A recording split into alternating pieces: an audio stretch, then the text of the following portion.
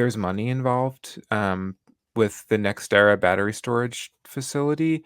Um, we accepted a $1.6 million quote unquote grant without any grant paperwork, without any public comment, without any notice. And there's questions come up when it's that kind of money. And at the time I called it environmental racism. And it is environmental racism. And so to go from being vocally against it to being for it, and not just being for it, but taking money um, attached to this rezoning in without transparency, of course it's going to raise questions. Hello, everyone. Welcome back to the Voices of College Park podcast. I'm Adrianne Murchison, and I am bringing you voices of residents speaking out on issues and controversies in the city. Today, I have Dom Kelly, who is an activist in the city. He's a leader of the group United College Park. He is the leader of the group United College Park. He's also the president, CEO, and co-founder of a nonprofit called New Disabled South, which is so important. And so I want to share with you a little bit about his nonprofit, which he and I talk about. And then in our conversation, we most definitely talk about United College Park and the work that they're doing to recall a councilwoman and why in the city of College Park. Dom is one of a set of triplets who was born with cerebral palsy. And this has made him an advocate for the disabled. And he founded this organization, New Disabled South, I believe in 2009. And it's a nonprofit that really is focused on building a progressive future. That's a term that he uses in his description, a forward moving future for people with disabilities. He also was a senior advisor for Stacy Abrams' gubernatorial campaign. And he was in the early stages of her voting rights organization, Fair Fight Action. So I have such a fruitful conversation with Dom. I think that, in my view, he speaks to why it is important wherever you land politically, why it's important to be active in your community and to be aware of what is going on in not only national politics, state politics, but your local city government. And if you are aware of what's going on in your community and you don't like it and you don't know what to do, well, maybe this conversation will be an inspiration to you. Some in United College Park are active with a committee to recall a councilwoman in the city of College Park. That councilwoman has filed a lawsuit against a separate person a resident who filed the petition with the city clerk's office. So petition gets filed to recall a councilwoman. The councilwoman sues the person who filed the petition, who's acting on behalf of themselves and this committee. And she sues not only that person, that resident, but also the deputy city clerk who verified the signatures. And there appears to be a conflict of interest in the city of College Park because the city is paying the attorney fees for the attorney representing the councilwoman in the lawsuit, and the city attorney is representing the deputy city clerk. So I have not been able to get answers so far to why this is not a conflict of interest. I have not received back an open records request yet to see the payment arrangement for the attorney who is being paid by the city. But this is one of the reasons in the first place that an organization or a group of residents are looking into this city for, or I should say, it's an example of why, on the grounds of a lack of transparency. Well, let's get to my conversation with Dom, who I'm so grateful is on Voices of College Park. Let's meet him, a voice of College Park, Georgia. Welcome, Dom. Thanks so much for having me. I appreciate you being here, and there's a few things I'd love to chat with you about today. So, first, will you talk about United College Park and people who don't know? It's a political action committee, correct? That's right. And will you share what you all are focused on right now and how you got started with this Absolutely. organization? Sure. So, United College Park came about because a group of us who are neighbors here in College Park, um, we really started paying attention to the council meetings at the end of last year. Um, Two of our council members started to not show up to meetings, and we were confused and concerned. And so a group of us started to meet and talk regularly about what was going on at council meetings. And when our new council members were sworn in, some of us live in Ward 1, some of us live in Ward 3, a couple folks live in Wards 2 and 4. We started to notice that things were happening with the council that didn't seem transparent. And so we started to organize. We wanted to figure out what was happening behind closed doors, why our council didn't seem to be transparent. Um, and then in March, the council voted to rezone the property that folks had fought against for years at this point, to build a battery storage facility. And we realized that this was something much bigger that was going on, outside of just a lack of transparency.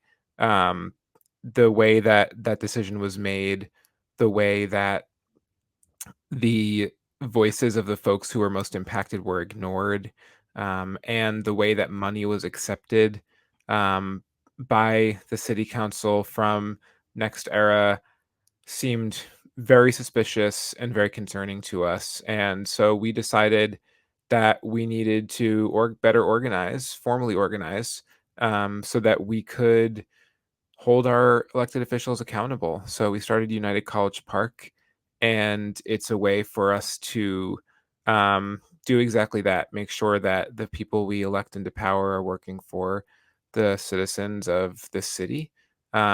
We are focused on educating the community about how to get involved with council meetings, how to do open records requests. Mhm. We are focused on narrative in the city of College Park, making sure that we're getting facts out um, to our neighbors so that they can have accurate information. And then we're making sure that our elected officials are held accountable for the decisions that they make. And so we're working to make sure they're good people get elected.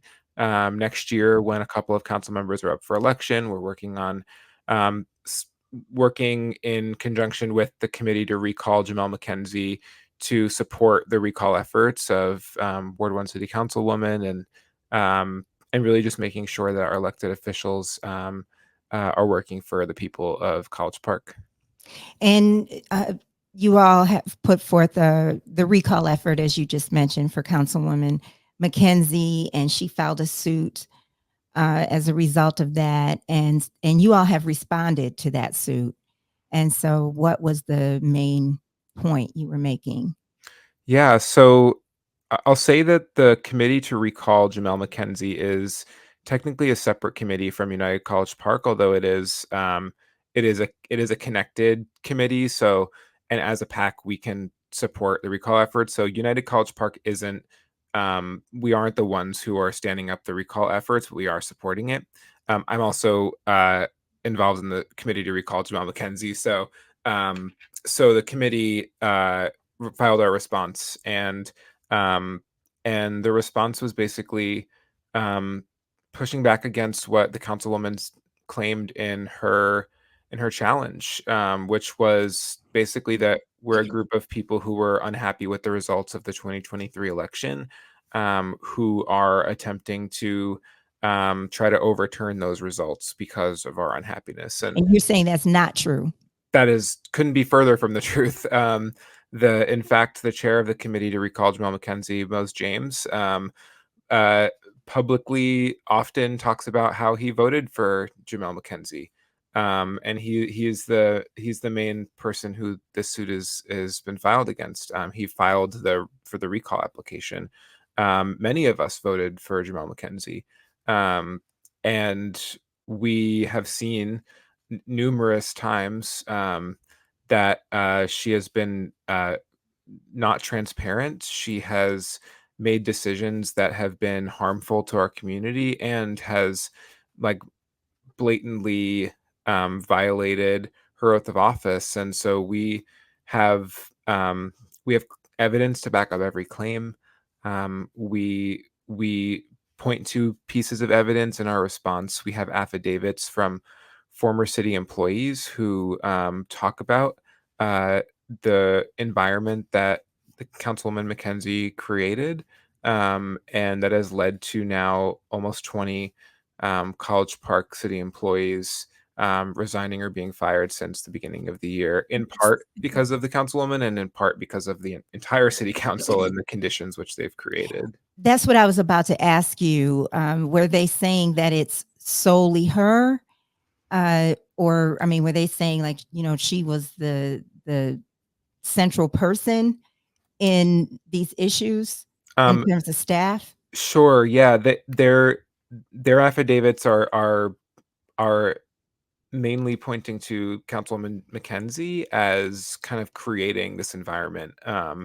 And they acknowledge that, and other city employees who have left or been fired have acknowledged that it is the council as a whole that has created this. Also, some talk about the interim city manager, Emmanuel Adediran, but in the affidavits we have in our response, there those are focused on the conditions that Councilman McKenzie has been a part of creating, and in part, one of the claims that we were able to point to evidence of is that the councilwoman um, actually using her community Facebook page t- shared that a city employee was terminated before the city employee found out that she was terminated. And what position? Well, you don't have to say a person's name, or I'm not asking you to, but what role was that person in? She was city clerk, and they had an altercation during a council meeting. And it was either the next day or the day after that her community Facebook page posted that she was a quote former city employee, and she had not been notified that she was terminated until I believe 10 days after that post was made. Oh, I didn't realize that. Hmm. I definitely know the issue that you're talking about. So she has Jamelle McKenzie, Congress Councilwoman. She has her supporters who have spoken out during public comment, just as there are a number of people who have spoken out about, how the city council and the city is run, their objections to it. But her supporters have spoken out, and it has had me thinking about division within the city, because I do think of College Park really as being a united city. Do you think that those residents are informed? Excuse me. Do you think they're informed really about And I'm asking you this because I've wondered if they are really aware and if they've really kept up. And I've wanted to, I'm interested in talking with some of them. Uh, but what is your thought? And do you think that College Park is becoming divided? I To answer your second question first, I think that College Park is being further divided, but I think that the rhetoric of division um, has been perpetuated for some time, and also, there is some truth to division. There is some truth to um, the feelings of some of folks in our city that feel like people in Ward One get more attention or get more than other wards. I think historically that is accurate.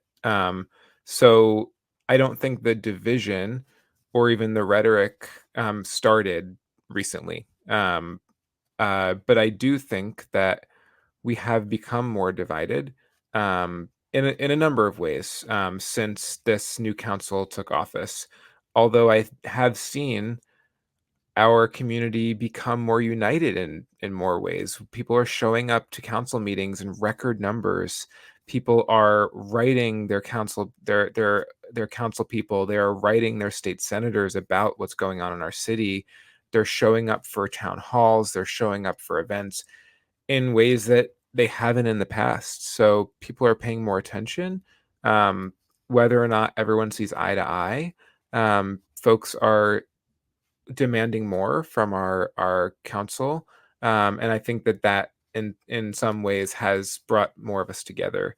Um, I think to your question about the councilwoman supporters, I mean, look, the truth is, it is hard when you um, support a person and also know them personally, to be able to see the reality of someone may be doing something wrong, and um, and so I think that some people are not fully informed. I think that um, unfortunately, I think there has been dishonesty on the part of not just Councilwoman McKenzie, but um, other council members as well as to decisions they've made.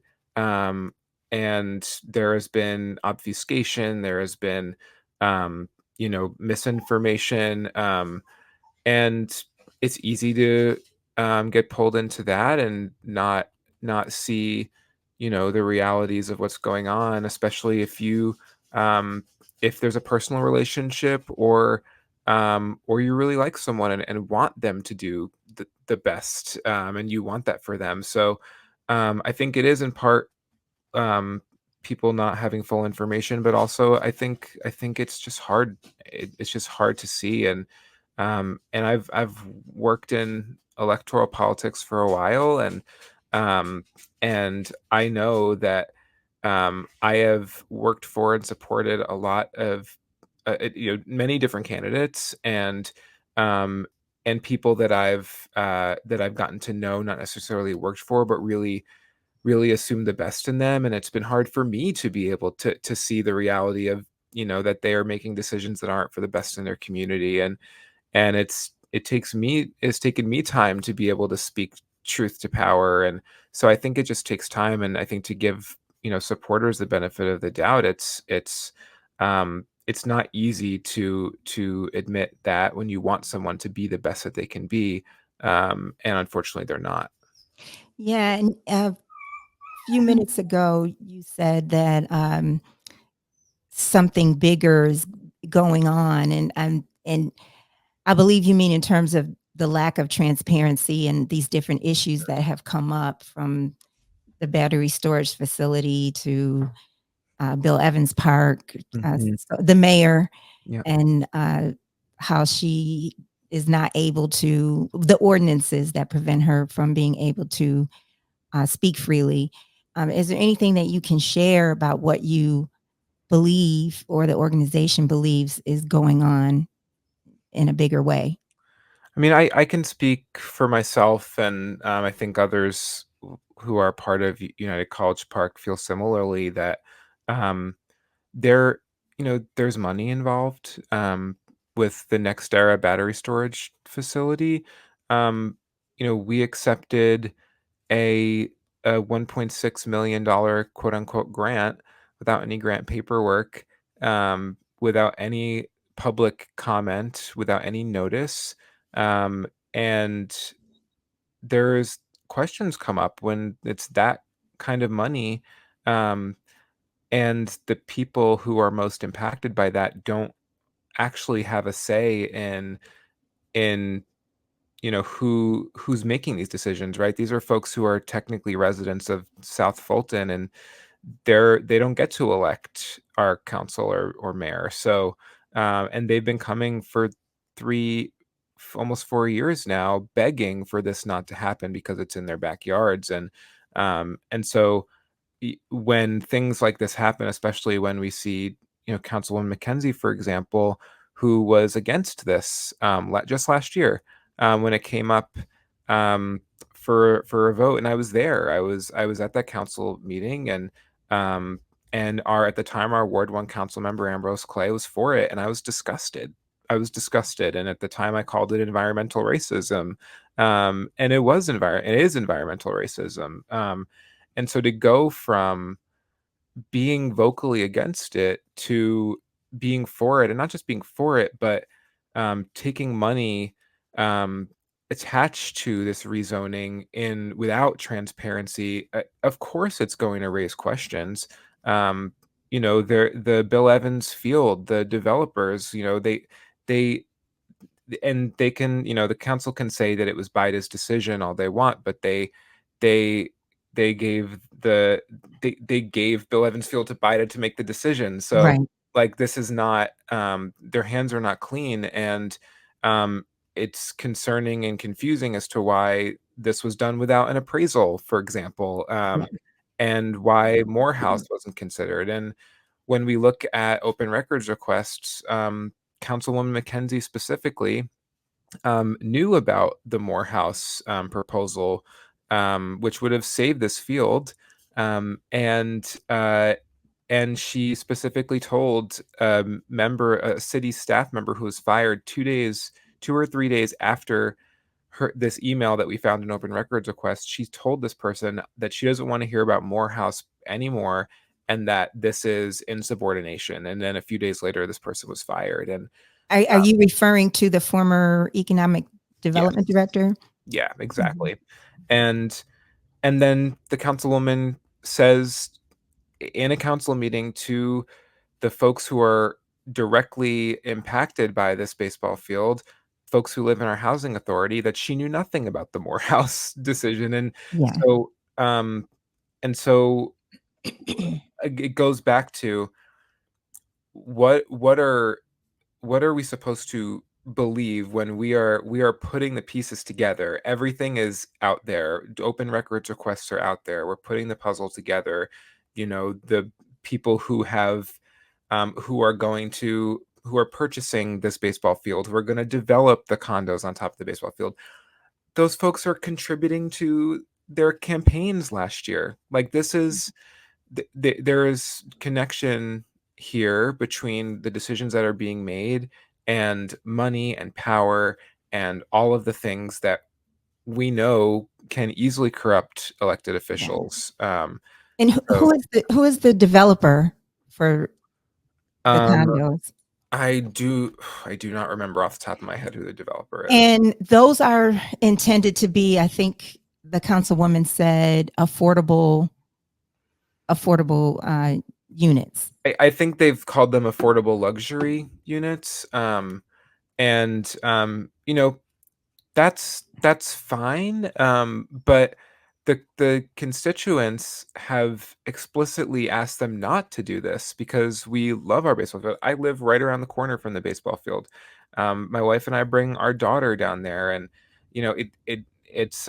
and the folks who live in housing authority right around the corner from us as well. They came there and asked them not to do this, and they've done it anyway. And Right. so um, it is not listening to the people that elected you, and making decisions based on other factors. Yeah.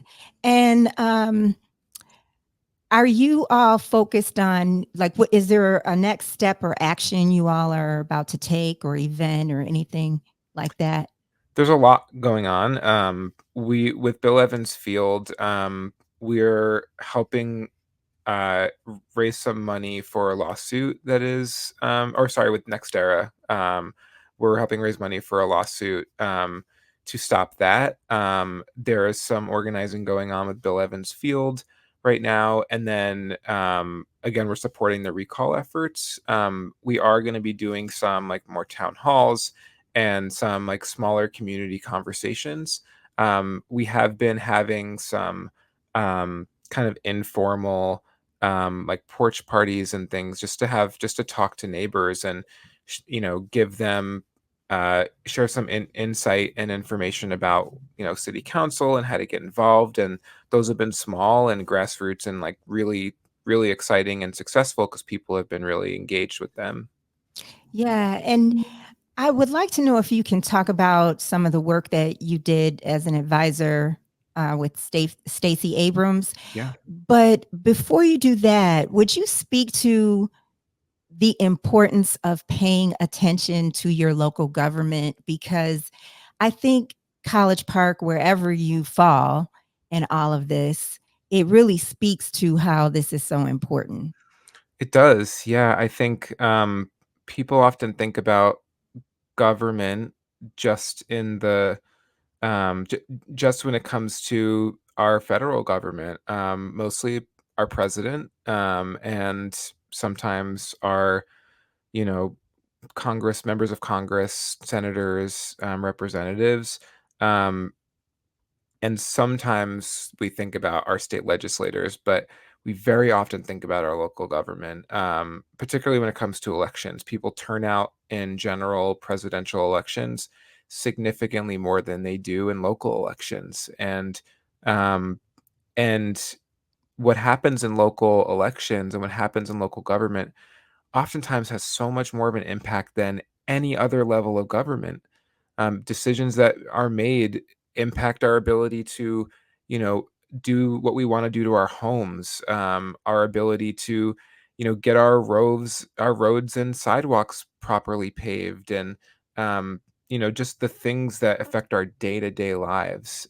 So it is critical, and that's really why we started United College Park, was to get our neighbors engaged and involved in our local government. Because yeah, we're a city of just under 14,000, but we've got a budget that is enormous. There's so much value in the city. People look to the city because of the airport, and people want a lot from the city. There's money to be made in this city, and when there's money to be made and that kind of power in such a small place, when folks aren't paying attention, that's when things go wrong. Right. And so it is just critical that people pay attention, not just in College Park, but in general to their local government. You mentioned a minute ago about Ward 1 seems to have more attention, more benefits than the other wards, and why is that? Where is it? Is Ward 1 where City Hall, that area, or Yeah, Ward 1 is where City Hall is. I think the reality is there is a higher uh like income. There are people with higher socioeconomic status here in Ward 1 just in general. Uh, I think like we have Woodward Academy here, which is, a private school that folks send their kids to from all over the state. So I think there is a view of, and in some ways, the reality that there is more privilege in Ward 1, more money in Ward 1. And as a result, Ward 1 gets more attention. And I think that that's not entirely inaccurate, and I think that is that's something we have to grapple with. And as someone who lives in Ward 1, and um, my wife and I bought our house here in 2020 when interest rates were super low and, we could buy our house for $245,000, like that, we couldn't afford a house today. And we we look at our neighbors who definitely are in better positions than us, and we love our neighbors. There's nothing to do, there's no judgment on that, but I understand why people would look in other wards would look at Ward 1 and think that that we are seen as better, because you go down Rugby or Cambridge and houses are 800, 900,000, $1 million. And um, so I think that is, again, I think there is truth to it, and I think that we have work to do as United College Park to bring all our wards together. Mhm. And then, how were you working with Stacy Abrams? You were an advisor. How did you two come together, and what were you doing? And were you on the ground floor of Fair Fight? Yeah, so I started at Fair Fight, like a year after Fair Fight was formed.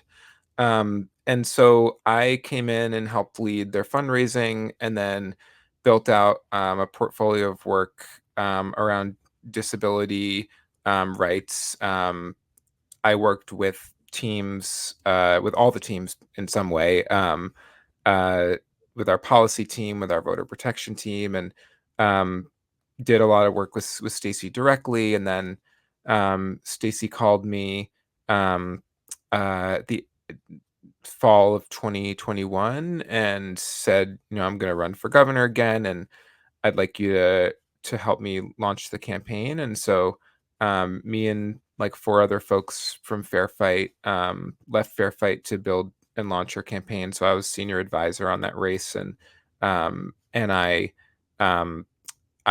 helped lead her fundraising and also was senior advisor for disability. And so I built out um, our disability policy platform with Leader Abrams and our policy team. I traveled with the leader around the state to meet with our community and engage with our community, and built a department of folks who were focused on disability community engagement and accessibility, and got to lead that department. Um, and so, yeah, and Stacy joined my advisory board of my organization that I lead now, that I founded, and so she's been like a mentor and someone I really consider a friend in this work. And your organization is New Disabled South. That's right. And please talk about that. That's just, it seems amazing, and I want to know more. I was reading your website, Thank you. and Yeah, so I had the idea for New Disabled South in like end of 2019, because I've lived in the South long enough, and as a person with, I have cerebral palsy. It's a physical muscular disability, um, and I've had it my whole life, and so I've been in like organizing spaces in the South for 15 years, and I've noticed that in my work in disability rights and justice that in the South, particularly, we face so many issues, and that so many issues in Georgia, folks in South Carolina and other similar states are facing similar issues, and such they're as some of the issues. yeah, such as the reality that folks can still be paid pennies per disabled people can be paid pennies per hour legally. Um, uh, that there are waiting lists with hundreds of thousands of people to receive waivers that would allow them to have care in their own home instead of being forced into like nursing homes or institutional settings. And folks have been waiting for 10 or 15 or 20 years for those waivers, longer and than any other states in the country. And the reality that our community lives in poverty at twice the rate of people without disabilities.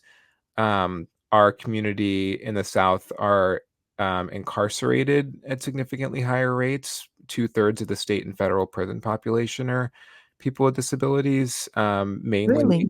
mainly disabled Black folks. I mean, like the list of issues, unfortunately, goes like on and on, but the there's a they're similar in the South and in each state, and there was no regional organization.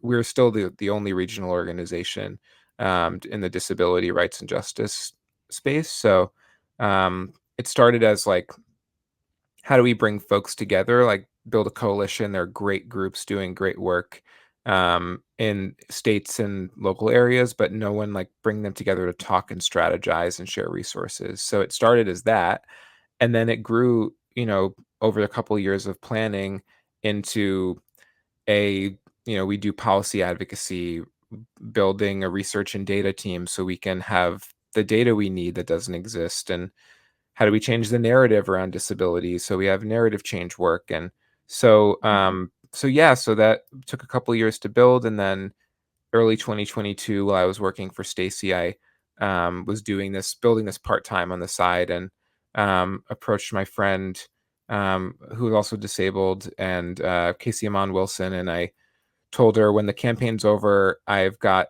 some seed funding to be able to launch this, and I really need a COO and a co-founder. And so she became my co-founder and COO, and now we've grown in 2 years, and we are into a $2.2 million organization with 15 full-time staff and working across Mhm. 14 southern states. Wow.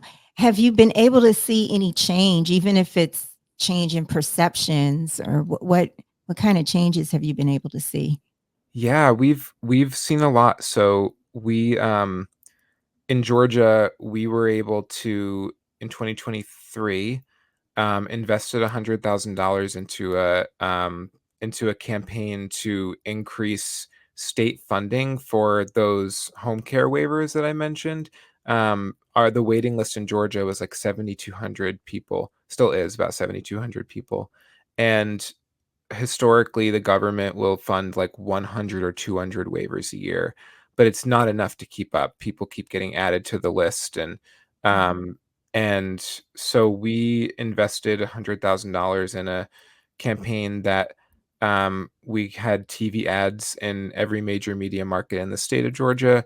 We had ads on Black radio, rural radio across the state, digital ads, and then we organized to make sure people would call and email their representatives and ask for this funding.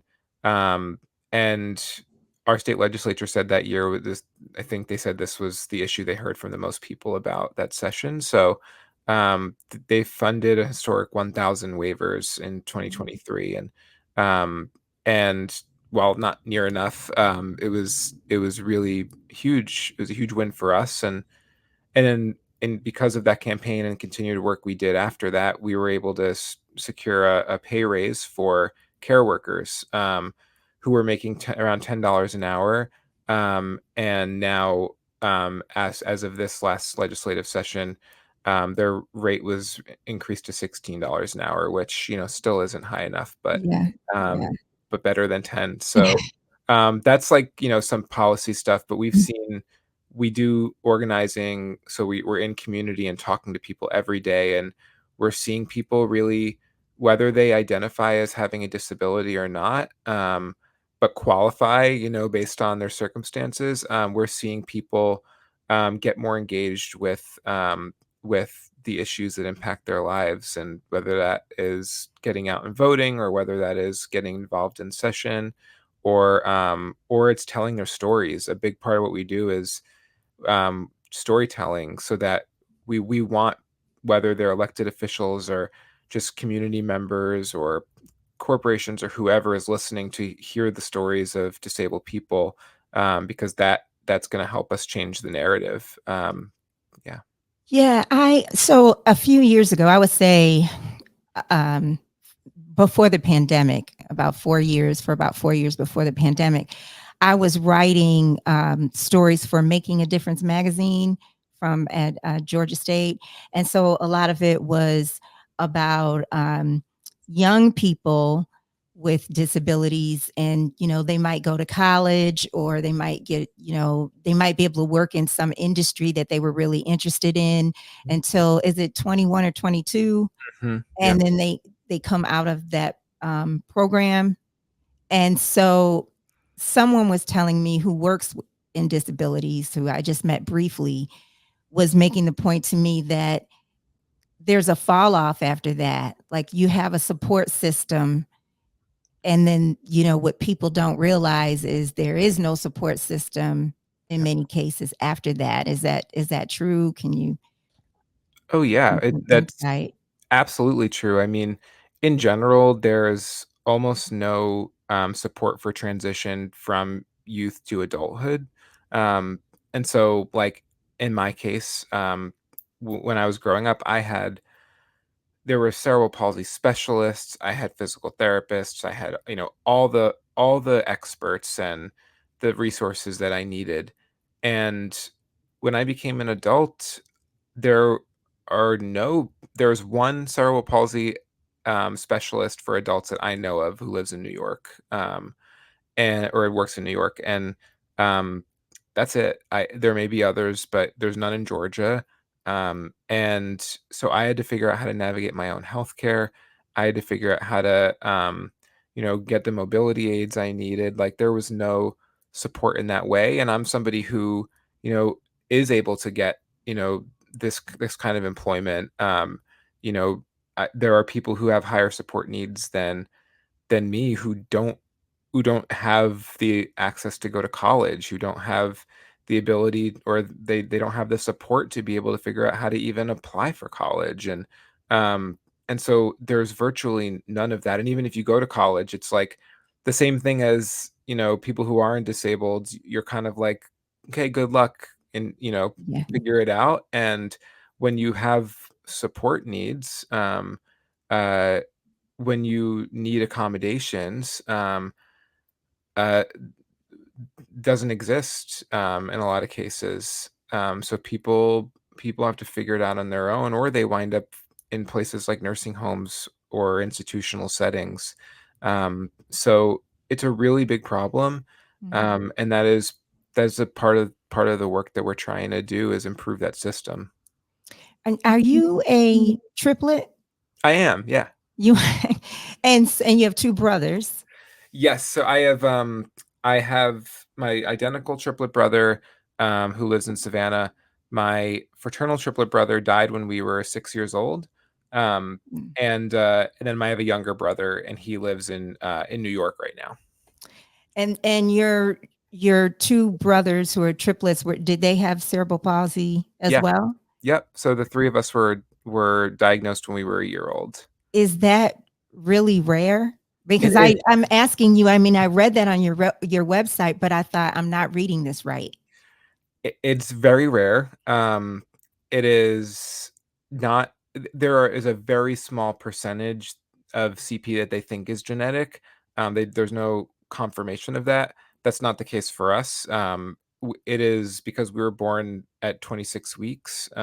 We were less than 2 pounds, and we all suffered brain damage, at birth. So, um, very often when you're that little and you suffer brain damage, you usually get diagnosed with CP. And CP is a pretty common disability in the, like, when we think about disabilities, but it's very rare for multiples to all be diagnosed with the same disability. Yeah, and I don't know if a lot of people know you can be triplets, and one could be identical and one could be fraternal. It's also very rare, uh, especially to have all 3 boys, have 2 identical and 1 fraternal. My brother who died, we actually were quadruplets, and my mom miscarried, his what Mm. we believe is his, identical. So, it probably would have been 2 sets of identicals. Uh, but yeah, it's super rare. A lot of who we are in our story is like this rare thing that happened to us. Yeah, and so I appreciate everything that you've been sharing, and, one last thing I want you to share is your rock band.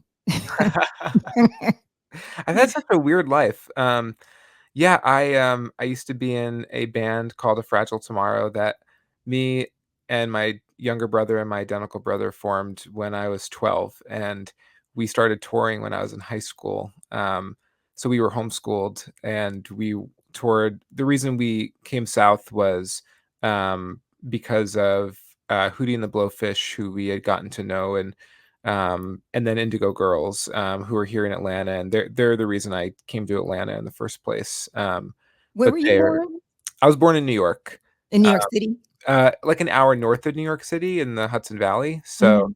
I lived there until I was a teenager, and then we started being homeschooled, and we made our way south, and um, so yeah, and then we toured all over the world and put out, I think, 6 or 7 records together, and I'm the band is still technically kind of active, but I'm not in the band anymore, and but it was a really awesome career, and it was, a dream come true to get to do that and still continue to, like, go to school and do all the things that I wanted to do, but get to, like, make music and travel. Well, the Atlanta metro area is a musical place. Yep. You don't perform here anywhere anymore or I have haven't a in so desire? long. My brother and I are gonna probably do like a duo record at some point soon, just for fun, and so we'll probably do some shows. Yeah. But I haven't performed in a long time. Well, if people want to get in touch with you about United College Park, what's the best way for them to learn? I know you all have a website, and how can they reach out? Yeah, United College Park is unitedcollegepark.com, and I think the email address is just info@unitedcollegepark.com for any, like, direct to specific questions or anything like that. Okay. Is there anything that would be great to know that I haven't asked you about the issues around the city? No, I mean, I think you really covered it, and my hope is just that people start to do their own research and look for the facts themselves, um, and then talk to your neighbors and get involved in what's happening in our city, because we deserve to have a community that's great. We deserve to have leaders who are accountable to us, and we can have that if we're all engaged and demanding it. Well, thank you so much, Dom. This has been great talking to you. Thank you so much for having me do this. It was great. Thank you so much for joining me. Until next time.